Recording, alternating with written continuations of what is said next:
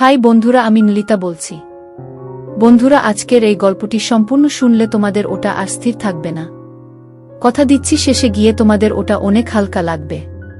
তো চলুন আসল গল্পে চলে যাই। বিয়ের পরের দিনেই আমার জামাই এসে বলল, আপনার মেয়ে আমাকে খুশি করতে পারছে না, এবং এই কথা বলেই সে আমার মেয়েকে ছেড়ে চলে গেল। এই কথা শুনে আমার যেন মাথায় আকাশ ভেঙে পড়ল। আমি আমার মেয়েকে অনেক নামী ডাক্তারদের কাছে নিয়ে গিয়েছিলাম, কিন্তু সকলেই বললেন ওর শরীরে কোনো ত্রুটি নেই, সবকিছুই স্বাভাবিক। তারপর একদিন আমার মেয়ে আমাকে বলল, মা, আমার এক বন্ধু বলেছে যে একটি মন্দিরের কাছে একজন সাধু বাবা থাকেন, যিনি সব সমস্যার সমাধান করতে পারেন। তাই আমি মেয়েকে নিয়ে সেই সাধুর কাছে গেলাম। সেখানে সাধু বাবা বললেন, একে 7 দিন আমার এখানে থাকতে হবে। আমি আমার জ্ঞানে তৈরি করা বিশেষ তেল ওর শরীরে প্রয়োগ করব, তবেই সমস্যা দূর হবে। তার কথা আমার মেয়ে আমি সেখানে রেখে চলে আসি। কিন্তু আমার মনে অনেক ভয় শুরু হয় মেয়েকে একা রেখে আসার কারণে। তাই আমি মেয়েকে দেখতে সাধু বাবার কাছে যাই। সেখানে গিয়ে যা দেখলাম তাতে আমি অবাক হয়ে গেলাম। সাধু বাবার ঘরের দরজা খুলতেই চোখ গেল পাশের একটি ঘরে। সেই দৃশ্য দেখে আমার হৃদয় থমকে গেল। মনে হচ্ছিল যেন মাথা ঘুরে পড়ে যাব। আমার মেয়ে কিভাবে এমন কিছু করতে পারে তা বিশ্বাস হচ্ছিল না। সাধু বাবা, বন্ধুরা, আজকের গল্পটা অনেক বেশি স্পেশাল। আশা করি তোমাদের ভালো লাগবে। তাই গল্পগুলো ভালো লাগলে ভিডিওটি লাইক, শেয়ার এবং চ্যানেলটি সাবস্ক্রাইব করো। আমার নাম রুমি, আর আমার মেয়ে আমার জীবনের একমাত্র সহায়। আমার স্বামী আমার মেয়ের জন্মের কিছুদিন পরই মারা যান। তবে স্বামীর রেখে যাওয়া সম্পত্তির কারণে আমাদের অর্থের কোনো অভাব হয়নি। স্বামীর সমস্ত সম্পত্তি আমার নামে করে যাওয়ায় আমাদের জীবন বেশ সচ্ছল ছিল। স্বামীর চলে যাওয়ার পর আমি একাই আমার মেয়েকে বড় করে তুলেছি। যখন সে বিয়ের যোগ্য হয়ে উঠল, আমি তার বিয়ের আয়োজন করতে শুরু করলাম। বিয়ের প্রস্তুতির জন্য আমার শাশুড়ি ও জেঠানি গ্রামের বাড়ি থেকে এসে সাহায্য করলেন, যার ফলে মেয়ের বিয়েটা খুব সুন্দরভাবে সম্পন্ন হয়। তখন আমি খুবই খুশি ছিলাম যে মেয়ের বিয়ের সমস্ত দায়িত্ব ঠিকঠাকভাবে শেষ হয়েছে। বিয়ের কিছু রীতিনীতি বাকি ছিল, আর আমি সব আত্মীয় স্বজনদের বিয়েতে আমন্ত্রণ জানিয়েছিলাম। সবাই আমার সাথে অত্যন্ত ভালো ব্যবহার করেছেন, কখনো কোনো সমস্যা তৈরি হয়নি। তবে বিয়ের পরে আমার মেয়েকে সেখানে একা রেখে আসতে আমার মন কিছুতেই স্থির হচ্ছিল না। তাকে একা রেখে আসা যেন ঠিকঠাক মনে হচ্ছিল না। তাই আমি আবার ফিরে গেলাম মেয়ের কাছে। সেখানে পৌঁছে যা দেখলাম তাতে আমার মাটি যেন পায়ের তলা থেকে সরে গেল। আমার স্বামীর অনুপস্থিতি যেন আমার জীবনে তেমন কোনো শূন্যতা তৈরি করেনি। চারপাশের সবাই নিজের মতো করে আমাকে সহায়তা করছিল। তাদের এই ভালোবাসা ও সহযোগিতায় আমার চোখে জল এসে গেল। আমার মনে হচ্ছিল, যদি আজ আমার স্বামী বেঁচে থাকতেন তাহলে মেয়ের বিয়েতে কতটাই না খুশি হতেন। কিছু দিনের মধ্যেই আমার মেয়ের বিয়ে ধুমধাম করে সম্পন্ন হল। সে তার শ্বশুর বাড়ি চলে গেল। বিদায়ের সময় আমি খুব কেঁদেছিলাম, কারণ সে ছিল আমার স্বামীর শেষ স্মৃতি। কিন্তু মেয়েরা তো একদিন না একদিন শ্বশুরবাড়ি চলে যায়। তাই আমি মেয়ের সুখী জীবনের জন্য ঈশ্বরের কাছে প্রার্থনা করলাম। সবকিছু মিটে যাওয়ায় আমার মনে এক শান্তি এলো। আমি ভগবানের কাছে কৃতজ্ঞ ছিলাম যে তিনি আমার মেয়েকে ভালো একটি পরিবার দিয়েছেন। পরের দিন হল ঘরে বসে আমি মেয়ের স্মৃতিতে অশ্রুসিক্ত হচ্ছিলাম। এই পৃথিবীর নিয়মটাই অদ্ভুত। সারা জীবন নিজের হাতে বট করে তোলার পর মেয়েকে একদিন অন্য কেউ এসে নিজের ঘরে নিয়ে যায়। কাঁদতে কাঁদতে যখন মনে একটু হালকা অনুভব করছিলাম, তখন পাশের ঘর থেকে আমার ফোনের ঘণ্টি বাজতে লাগল।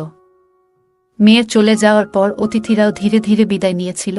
কেবল ঘনিষ্ঠ কয়েকজন আত্মীয় ঘরে রয়ে গিয়েছিল, যারা সবাই ঘুমিয়ে পড়েছিল। কিন্তু আমি তখনও হল ঘরে একা বসেছিলাম। বিয়ের পরদিনই মেয়ের অনুপস্থিতিতে বাড়িটা একেবারে ফাঁকা ফাঁকা লাগছিল। একদিনের মধ্যেই যেন সব বদলে গেছে। ঘরে একা বসে থাকতে অস্বস্তি হচ্ছিল, তাই একটা গভীর শ্বাস নিয়ে নিজের ঘরে চলে গেলাম। কিন্তু ততক্ষণে ফোনের রিং বন্ধ হয়ে গেছে। বিছানায় শোয়ার আগে মেয়ের সুখের জন্য আবারও ভগবানের কাছে প্রার্থনা করলাম, যেন সে তার নতুন সংসারে সুখী থাকে। পরের দিন অতিথিরাও বিদায় নিল, আর আমি পুরোপুরি একা হয়ে গেলাম। আমার বাড়ির কাজের লোকের কাজ শেষ করে চলে যেত, ফলে বাড়িতে আমি একাই থাকতাম। আজ মেয়ের বিয়ের দ্বিতীয় দিন, আর গৃহপরিচারিকা কাজ দ্রুত সেরে এসে জিজ্ঞেস করল সে একটু আগে যেতে পারে কিনা। তার কাজ শেষ হয়ে যাওয়ায় তাকে অনুমতি দিলাম। কিছুক্ষণ পরে আমার জামাই মেয়েকে নিয়ে হঠাৎ বাড়িতে চলে এলো। মেয়েকে দেখে খুব খুশি হলাম, কিন্তু জামাই যখন বলল যে সে মেয়েকে আমার কাছেই রেখে যাবে, তখন আমি স্তব্ধ হয়ে গেলাম। এত শীঘ্রই সে মেয়েকে ফিরিয়ে দেবে ভাবিনি। মনে হলো হয়তো কোনো রীতি বা অনুষ্ঠান বাকি আছে, তাই তারা এসেছিল। কিন্তু জামাই বলল, আপনার মেয়ে আমাকে খুশি রাখতে পারছে না, তাই আপনি ওকে নিজের কাছেই রাখুন। এই কথা শুনে আমার লজ্জায় মাথা নত হয়ে গেল। কিভাবে কথা বলবো বা কি প্রশ্ন করব তা কিছুই বুঝতে পারছিলাম না। মেয়েও মাথা নিচু করে দাঁড়িয়েছিল। জামাই যখন মেয়েকে রেখে চলে যেতে চাইল, তখন আমি তার হাত ধরে বোঝানোর চেষ্টা করলাম। আমি বললাম, দয়া করে এমনটা করবেন না। আমি ক্ষমাপ্রার্থী যদি কোনো ভুল হয়ে থাকে। আমি ওকে বুঝিয়ে বলবো। ও এখনো নতুন, সংসার জীবনের অনেক কিছুই জানে না। যদি কোনো ত্রুটি হয়ে থাকে তবে আমি আপনার কাছে ক্ষমা চাইছি। এত তাড়াতাড়ি সিদ্ধান্ত নেবেন না। দয়া করে ওকে আবার নিজের বাড়িতে নিয়ে যান। আমার মনে হচ্ছিল যদি লোকে শুনতে পায় যে বিয়ের পরের দিনই জামাই আমার মেয়েকে ছেড়ে দিয়ে গেছে, তাহলে কত কথাই না উঠবে। কিভাবে মানুষকে বোঝাবো আর তাদের প্রশ্নের কি উত্তর দেব? লোকে যদি আমার মেয়ের চরিত্র নিয়ে কিছু বলে, আমি সেটা সহ্য করতে পারবো না। সত্যি কি আমার মেয়ের কোনো ভুল ছিল, নাকি জামাই আমাকে মিথ্যে কিছু বলছে, এখনো জানি না। তবে আমার কথা তার উপর কোনো প্রভাব ফেলল না। সে আমার দিকে তাকালো না, বরং হাত ছাড়িয়ে বলল, আপনার মেয়েকে এখানেই রেখে যাব, এবং চলে গেল। তখন আমার মনে নানা প্রশ্ন জাগতে লাগল। হয়তো মেয়ে কিছু বলতে অস্বীকার করেছিল, হয়তো তাদের মধ্যে কোনো ঝগড়া হয়েছিল। চোখে জল নিয়ে মেয়ের দিকে তাকালাম, দেখলাম সেও কাঁদছে। তাকে নিয়ে ঘরের ভেতর এসে বসলাম। এরপর আমি মেয়েকে নামকরা ডাক্তারদের কাছে নিয়ে গিয়ে পরীক্ষা করালাম। কিন্তু সব ডাক্তারই বললেন যে সে সম্পূর্ণ সুস্থ, ওর মধ্যে কোনো ত্রুটি নেই। তখনই আমি সিদ্ধান্ত নিলাম যে জামাইয়ের কাছে গিয়ে সরাসরি জিজ্ঞেস করব, যখন আমার মেয়ে সম্পূর্ণ সুস্থ, তাহলে আপনি এমন অভিযোগ কেন তুললেন? মেয়েকে বললাম, আমি এখনই এর উত্তর খুঁজে বের করব। আমি ভাবছিলাম যে জামাইয়ের কাছে প্রশ্ন করবই। আমার কথা শুনে মেয়ে বেশ ভয় পেয়ে গেল এবং তার হাত কাঁপতে লাগল। সে বলল, মা প্লিজ, তুমি ওকে কিছু বলো না। কে জানে ও তোমার কথা শুনবে কি না। যদি রাগ করে আমাকে ছেড়ে চলে যায় বা অন্য কিছু করে বসে। মেয়ের কথা শুনে আমার মন আরও জটিলতায় ভরে উঠল। আমি লক্ষ্য করছিলাম এই বিষয়ে কথা বলার সময় মেয়ে চোখ সরিয়ে কথা বলে, যা আমার কাছে অদ্ভুত লাগছিল। কিন্তু মেয়ের জন্য সবকিছু চুপচাপ সহ্য করছিলাম। আমার মন তখন দ্বিধায় ছিল, কার ভুল আর কার কথা সত্যি। সত্যটা জানা আমার জন্য সহজ ছিল না, তবে তাড়াহুড়ো করে কিছু সিদ্ধান্ত নেওয়া ঠিক হবে না। কিছুক্ষণ পর আমরা গাড়িতে উঠে বাড়ির পথে রওনা দিলাম, কিন্তু সেই প্রশ্নগুলো মাথায় ঘুরতেই থাকল। মনে হচ্ছিল এমন কিছু হয়তো আছে যা আমি এখনো বুঝে উঠতে পারিনি। হয়তো জামাই মেয়েকে পছন্দ করে না এবং অন্য কাউকে পছন্দ করে, তাই সে আমার মেয়েকে দোষ দিচ্ছে, নাকি সত্যিই আমার মেয়ের মধ্যেই কোনো ভুল আছে। এইসব চিন্তা আমাকে আচ্ছন্ন করে রেখেছিল। এইসব ভাবতে ভাবতেই কখন যে আমরা বাড়ি পৌঁছলাম টের পাইনি। কিছুক্ষণ পর মেয়ে নিজের ঘরে চলে গেল। রাতের খাবার শেষে সে আমার জন্য চা বানিয়ে এনে আবার নিজের ঘরে চলে গেল। কিছুক্ষণ পর সে শান্ত কণ্ঠে আমার কাছে এসে বলল, মা, আমার এক বান্ধবী বলেছে গ্রামের বাইরে এক মন্দিরের পাশে একজন সাধু বাবা থাকেন, যিনি সব সমস্যার সমাধান করতে পারেন। যদি সেখানে যাই হয়তো কিছু সমাধান মিলবে। মেয়ের কথা শুনে অবাক হলাম। বললাম, ঠিক আছে, তুই যদি তাই চাস তবে আমরা সেখানে যাব। ভাবলাম, যদি সত্যিই সেই সাধু বাবার কাছে কোনো সমাধান থাকে, তবে হয়তো মেয়ের জীবন আবারও সুন্দর হয়ে উঠবে। আমার সম্মতি পাওয়ামাত্রই মেয়ে যেন তাড়াহুড়ো করে প্রস্তুত হয়ে গেল। তার এমন তাড়াতাড়ি দেখে একটু অবাক হলেও বেশি মনোযোগ দিলাম না। আমরা সাধু বাবার কাছে যাওয়ার জন্য রওনা হলাম এবং কিছুক্ষণ পর সেখানে পৌঁছলাম। কিন্তু সেই জায়গার পরিবেশ দেখে কিছুটা চমকে গেলাম। সাধারণত যেখানে সাধু বাবার কাছে ভিড় থাকে সেখানে আজ কেউ নেই। চারপাশে অদ্ভুত নীরবতা আর এক ধরনের অস্বস্তিকর অনুভূতি ছিল। আমি আর মেয়ে সেই কক্ষে প্রবেশ করলাম আর চারপাশে চোখ বুলিয়ে দেখলাম। সাধু বাবার কাছে পৌঁছেই মেয়ের পরিস্থিতির সব কথা বললাম। তিনি মনোযোগ দিয়ে সব শুনলেন এবং বললেন, আপনার মেয়েকে 7 রাত এখানে থাকতে হবে। আমি তাকে বিশেষ তেল দিয়ে মালিশ করব। এসব বলতে গিয়ে তিনি একবারও আমাদের দিকে তাকালেন না। তার দৃষ্টি নিচু ছিল আর তিনি মন্ত্রপাঠে ব্যস্ত ছিলেন। তার এমন আচরণে আমার ভেতরে কিছুটা অস্বস্তি হচ্ছিল। কিন্তু ঠিক কী ব্যাপারটা অস্বাভাবিক মনে হচ্ছে তা বুঝতে পারছিলাম না। মেয়েকে সেখানে 7 দিন রেখে যাওয়ার চিন্তা মন থেকে মেনে নিতে পারছিলাম না, তবুও যেন পরিস্থিতির চাপে বাধ্য হলাম। মেয়ের জীবনে শান্তি ফেরানোর জন্য আমি এই সিদ্ধান্ত নিলাম। কারণ জানতাম সমাজে তালাকের কালিমা নিয়ে মেয়ের বেঁচে থাকা সহজ হবে না। ধনী হোক বা গরিব, আমাদের সমাজে দোষ সবসময় মেয়ের ঘাড়েই পড়ে। তাই নিজের মনকে শক্ত করে তাকে সেখানে রেখে বাড়ি ফিরে এলাম। কিন্তু বাড়িতে এসেও মন যেন ওই সাধু বাবার কাছেই পড়ে রইল। সবকিছু যেন কিছুটা অস্বাভাবিক ঠেকছিল। বারবার মনে হচ্ছিল আমি কি কোনো ভুল কিছু করলাম নাকি। আবার বিকেল হতে না হতেই মনে হলো আবারও সেখানে যাওয়া উচিত। প্রথমে ভাবলাম কিছু খেয়ে একটু শান্ত হয়ে যাই, তারপরই যাব। কিন্তু মনের মধ্যে অশান্তি এতটাই বাড়তে লাগলো যে আর অপেক্ষা করতে পারলাম না। বাড়ি থেকে বেরিয়ে সেখানে ফেরার জন্য প্রস্তুতি নিলাম, তৈরি হচ্ছিলাম। তখন হঠাৎ পাড়ার এক মহিলা আমাকে ডেকে বললেন, এই রাতবেলায় কোথায় যাচ্ছ? সব ঠিক আছে তো? তোমাকে বেশ চিন্তিত লাগছে। তার কথা শুনে থমকে গেলাম। কিছু না বলে বেরিয়ে গেলে হয়তো সে সন্দেহ করত আর প্রশ্ন করতেই থাকত, অন্যদেরও জানিয়ে দিতে পারত। তাই বললাম, না তেমন কিছু না। মায়ের কাছে যাচ্ছি, মনটা খারাপ লাগছে, মাকে খুব মনে পড়ছে। আমার মাকে সবাই চিনত, মাঝে মাঝে তিনি আমার এখানে 1 সপ্তাহের জন্য এসে থাকতেন। তখন পাড়ার সবাই তার কাছে আশীর্বাদ নিতে আসত, মাও তাদের সবার সঙ্গে খুব আন্তরিকতার সঙ্গে মিশতেন। আমার মুখ থেকে মায়ের কথা শুনে প্রতিবেশী বললেন, হ্যাঁ তুমি ঠিকই বলেছ, তোমার মেয়ের বিয়ে হয়েছে বলে হয়তো একটু একাকিত্ব অনুভব করছো। বলে তিনি আমার পাশে এসে দাঁড়ালেন এবং নানা বিষয়ে কথা বলতে শুরু করলেন। কিন্তু তখন তার সঙ্গে কথা বলার কোনো ইচ্ছাই ছিল না। আমার মন ছিল শুধু মেয়েকে নিয়ে। ভাবছিলাম কত ভেবেচিন্তে মেয়ের জন্য এই সম্পর্ক ঠিক করেছিলাম যাতে সে সুখে থাকে। কিন্তু কে জানতো এমন পরিস্থিতি তৈরি হবে। প্রতিবেশী তখনও নানা বিষয়ে কথা বলেই যাচ্ছিলেন, কিন্তু আমার মন সেখানে ছিল না। শুধু চাইছিলাম কোনোভাবে তার থেকে মুক্তি পেতে। তিনি আবার জিজ্ঞাসা করলেন, তোমার কি কোথাও যাওয়ার ছিল? আমি মাথা নেড়ে সায় দিলাম, কিন্তু কথা বাড়াতে ইচ্ছা ছিল না। অবশেষে তার থেকে মুক্ত হয়ে বাইরে বের হলাম। পুরো সময় মেয়েকে নিয়ে ভাবছিলাম, আর একটা অজানা আশঙ্কায় মন ছটফট করছিল। মনে হচ্ছিল এভাবে চলতে থাকলে যেন শান্তি আর ফিরে পাব না। আমার মনের ভেতরে প্রশ্ন আর সন্দেহ ক্রমাগত ঘুরছিল। ভাবছিলাম প্রতিবেশীকে যদি সব বলে দিই, সে হয়তো আরও রং লাগিয়ে এই ঘটনাটা পাড়ার সবার মাঝে ছড়িয়ে দেবে। মেয়ের এই পরিস্থিতি আমাকে এতটাই লজ্জিত করে তুলেছিল যে কারো সামনে যাওয়ার সাহস পাচ্ছিলাম না। আমার মেয়েকে জামাই বাড়িতে রেখে গেছেন 2 দিন হলো, আর আশেপাশের মানুষ কি বলবে সেই চিন্তাও মাথায় ঘুরছিল। কোনো সিদ্ধান্তে পৌঁছাতে পারছিলাম না। মনে শুধু ঘুরছিল কেন জামাই এমন সিদ্ধান্ত নিলেন, কেন বললেন যে আমার মেয়ে তাকে সুখী করতে পারছে না।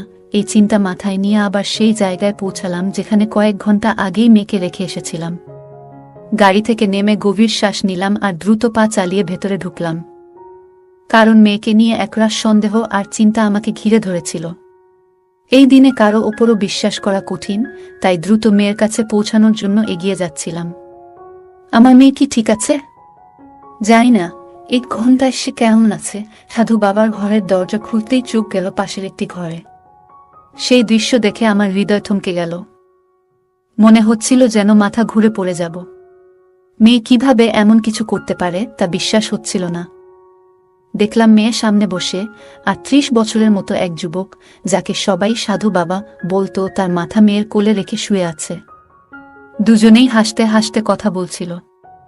আমি বাইরে থেকেই তাদের কথাগুলো শুনতে পাচ্ছিলাম।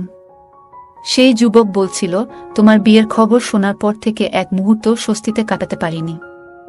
আমার মেয়ে তার হাত ধরে মৃদু হেসে বলছিল, এই জন্যই তোমাকে তোমার কাছে নিয়ে এসেছি, যেন তুমি নিশ্চিত হও যে আমার স্বামী আমাকে কখনো স্পর্শ করেনি।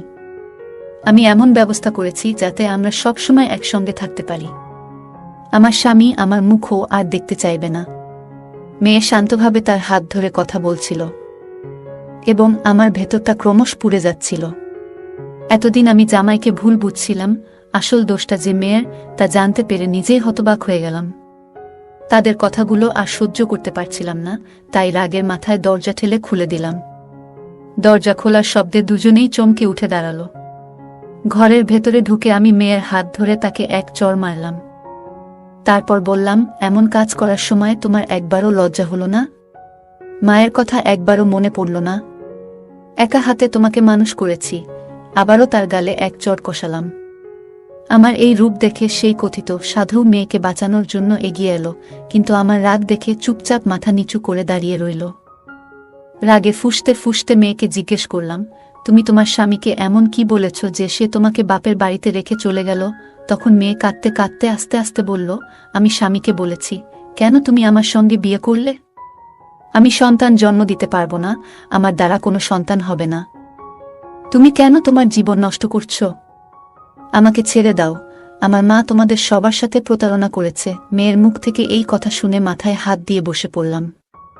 এতটাই রাগ হলো যে মনে হলো তার গলা টিপে ধরে সব শেষ করে দিই।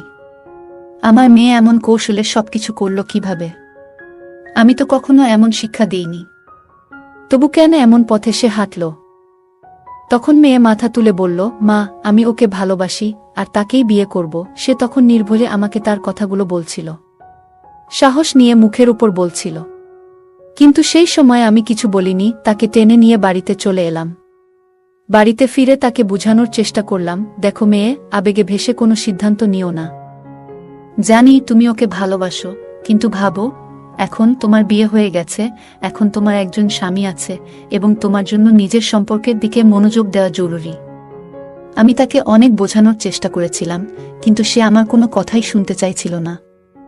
অবশেষে নিরুপায় হয়ে আমি তাকে তার স্বামীর কাছে নিয়ে গেলাম। তার স্বামীর সামনে গিয়ে আমি সব সত্যি কথা বলে দিলাম এবং আমার মেয়ের পক্ষ থেকে ক্ষমাও চাইলাম। এটা শুনে তার স্বামী বলল, না, আমি আর তাকে আমার সঙ্গে রাখতে পারবো না। যে মেয়ে অন্য একজনের জন্য নিজের স্বামীকে ছেড়ে দিতে পারে, সে কখনো সুখী হতে পারবে না। আমি এত বড় মনের মানুষ নই যে সব কিছু জেনে শুনে এমন একজন মেয়েকে গ্রহণ করব। আমি তাকে তালাক দেব এবং অন্য কারো সঙ্গে বিয়ে করব। আমি তার সামনে মাথা নত করে দাঁড়িয়েছিলাম।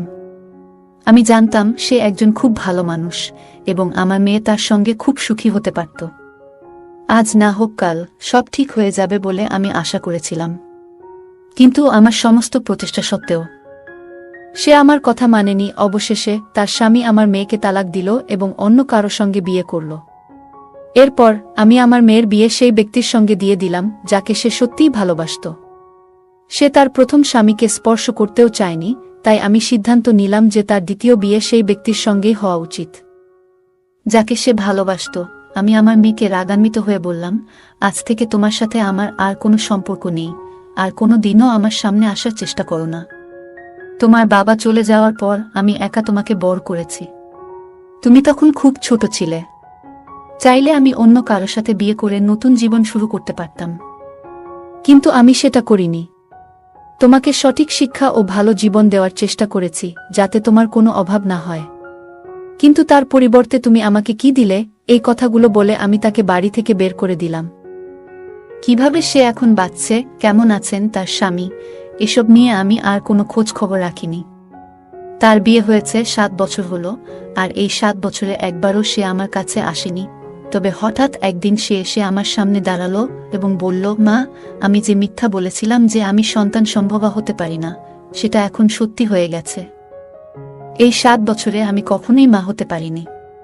এখন শাশুড়ি আমার স্বামীকে অন্য কাউকে বিয়ে করার জন্য বলছেন, কারণ আমি তাকে কখনো বংশের উত্তরাধিকার দিতে পারবো না। এ নিয়ে আমাদের মধ্যে প্রায় ঝগড়া হয়। তাকে আমি বললাম, তুমি যে ভুল করেছিলে তার ফলই এখন ভুগছ। সে তখন আমার সামনে হাত জোড় করে বলল, মা, আমি তোমার কাছে অপরাধী, আমাকে ক্ষমা করে দাও। আমি তাকে বললাম, আমার কাছে ক্ষমা চেয়ে কোনো লাভ নেই, বরং তোমার প্রথম স্বামীর কাছে ক্ষমা চাও, কারণ তার কোনো দোষ ছিল না, তবুও তুমি তাকে তার অধিকার থেকে বঞ্চিত করেছিলে। যদি সে তোমাকে ক্ষমা করে, তাহলে আমিও তোমাকে ক্ষমা করব। আমার কথা শুনে আমার মেয়ে তার প্রথম স্বামীর কাছে গেল এবং তার কাছে ক্ষমা চাইতে লাগল। আশ্চর্যের বিষয়ে তার স্বামী তাকে সঙ্গে সঙ্গে ক্ষমা করে দিল, কারণ সে নিজের জীবনে খুবই সুখী ছিল। এরপর ঈশ্বরের আশীর্বাদে 9 বছর পর আমার মেয়ের ঘরে একটি সুন্দর পুত্র সন্তানের জন্ম হল। তখনই সে উপলব্ধি করল যে একজন মা তার সন্তানের জন্য কতটা চিন্তা করেন এবং সেই অনুভূতি কতটা গভীর। আসলে যতক্ষণ না একজন মেয়ে নিজে মা হয়, সে কখনোই তার মায়ের কষ্ট এবং ত্যাগ পুরোপুরি বুঝতে পারে না। এরপর আমার মেয়ে আবার আমার কাছে ফিরে এলো এবং আমার সামনে হাত জোড় করে ক্ষমা চাইল। তখন আমি তাকে মন থেকে ক্ষমা করে দিলাম। গল্পের মেয়েটি আবেগপ্রবণ হয়ে প্রথমবারের মতো প্রেমের প্রতি টান অনুভব করে, যা তাকে স্বামী ও পরিবারের দায়িত্ব থেকে বিচ্যুত করে। আবেগপ্রবণ হয়ে মুহূর্তের সিদ্ধান্ত নেওয়ার ফলে জীবনে কিভাবে সমস্যার সৃষ্টি হতে পারে তা এই গল্পে স্পষ্টভাবে প্রতিফলিত হয়। তাই আবেগের মধ্যে থেকেও চিন্তাভাবনা এবং বাস্তবতার বিবেচনা করা জরুরি। প্রথম স্বামীর প্রতি মেয়েটির আচরণ ছিল এক ধরনের বিশ্বাসঘাতকতা। এই ঘটনাটি আমাদের শেখায় যে সম্পর্কের ভিত্তি বিশ্বাস ও শ্রদ্ধার উপর দাঁড়িয়ে থাকে, সেখানে একবার বিশ্বাসঘাতকতা ঘটলে তা পুনরুদ্ধার করা অত্যন্ত কঠিন। এটি বোঝায় যে সঠিক ও আন্তরিক সম্পর্ক বজায় রাখা কতটা গুরুত্বপূর্ণ।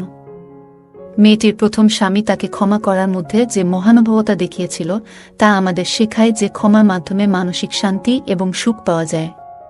ক্ষমা না করলে মানুষ নিজের মনে দুঃখ ও বিদ্বেষ বহন করে চলে।